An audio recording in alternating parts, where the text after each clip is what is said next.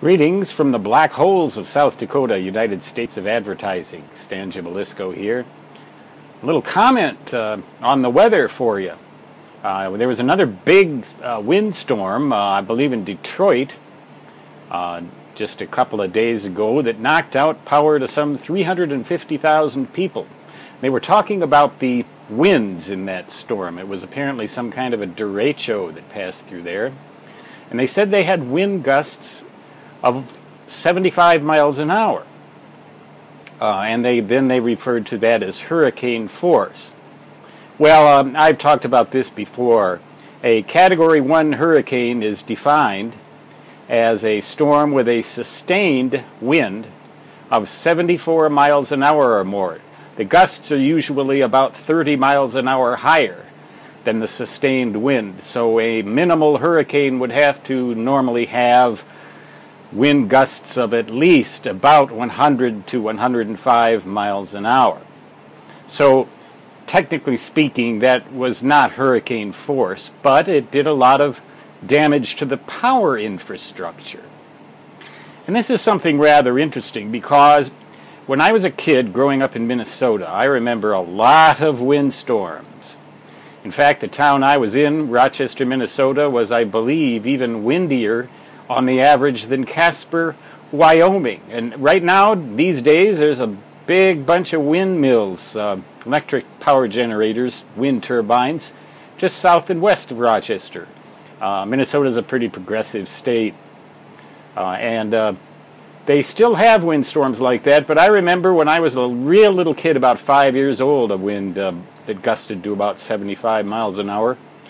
And then there was one in 1963 where we had wind gusts of about 75 miles an hour. And then there was one in 1971 where we had wind gusts of about 100 to 110 miles an hour. Now that might have been a minimal hurricane force wind. And brother, to me back then it was windy. And I continued to think that was a violent windstorm until I went through Hurricane Andrew in Homestead, Florida on August 24th, 1992, where the sustained winds were about 140 to 150 miles an hour and the gusts probably 30 miles an hour more than that. But getting back to Detroit and getting back to the storms we've had this summer, which I don't know if this has really been a stormier than average summer and whether climate change is playing any role in all of this. I'm not going to go there. But what I will say is that it seems to me like there's an awful lot more trouble with the power infrastructure these days than there was when I was a kid. Because all these storms, the one in 1962 in Alexandria, Minnesota, wind gusts 96 miles an hour. Several of them in the 1960s with wind gusts of 70 to 80 miles an hour.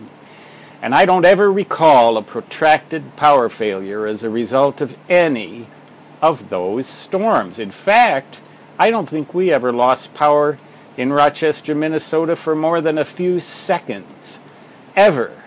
And this included winter storms and blizzards and heavy snows, all kinds of things. Nowadays, it seems like we're always hearing about this.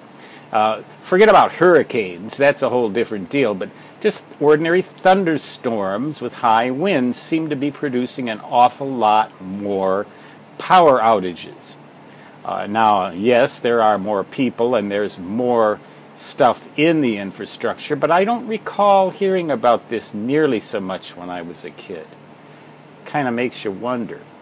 Has the physical quality of the power infrastructure gone down in recent years? I don't know. Maybe I'll leave comments open and you can tell me whether you think so or not, but I'm beginning to suspect that maybe some of this has to do with inferior quality of our own infrastructure and not any more severe storms than we used to have. Because 75 miles an hour, that's not any worse than when I was a kid. Let's face it. Stan Jabalisco signing off. Until next time, so long.